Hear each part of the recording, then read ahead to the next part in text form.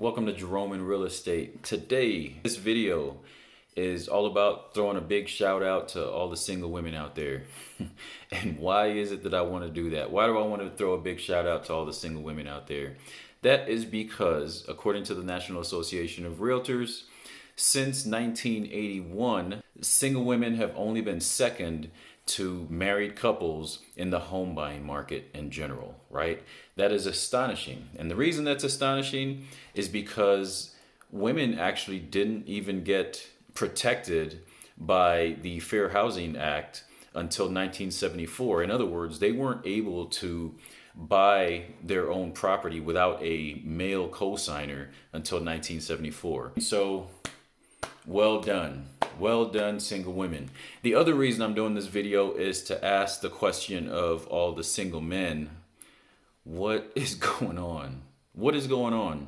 Because single women, according to the data I have here from National Association of Realtors, single women accounted for 19% of the home buying market.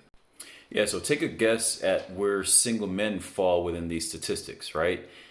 9%. They're 9% of the home buying market.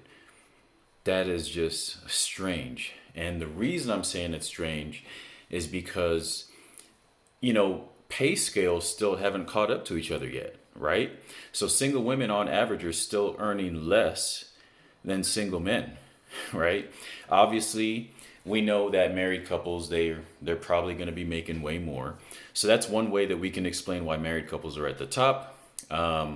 But the disparity between the single women and the single men is just crazy. And one of the ways that we may be able to explain that, which once again, you got to just applaud.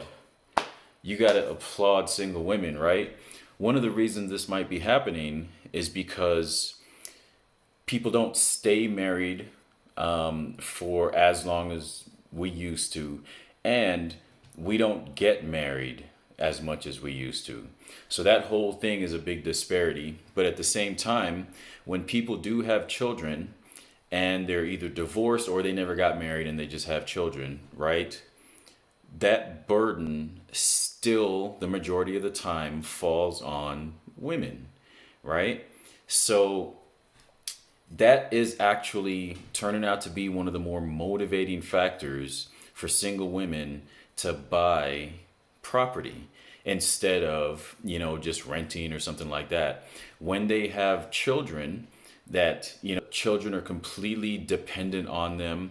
They don't have that second income, right? They've got to pretty much do everything on their own, right? They are still finding not only, the drive and the courage and motivation, but the intellect, right? To go out and get one of the most stable things that you can provide for a child, a family, which is housing, your own housing. So they're going out and they're doing it to the tune of, 19% as opposed to the 9% of single men. And that's one of the things that we can throw out there to say that's probably a reason. The main thing is the reliability of having your own home and not having to rent and depend on somebody else, right? They're clearly seeing that. So they're like, okay, let me go ahead and get this done, right? Here's another thing you might find interesting about this. There's a list of the common sacrifices that people make when they have to buy their home, right? They're buying their first home or they're just getting into real estate. And single women are making these sacrifices a ton more than single men. So not only are they buying more real estate, they're also making more of these specific sacrifices, right? What kind of sacrifices I'm talking about? Well, they're cutting on non-essential goods, cutting down on non-essential goods, cutting down on entertainment, cutting down on clothing, canceling vacation plans, right? Think about that. Think about what I'm talking about here, right? You've got a segment of the population that's more burdened, right?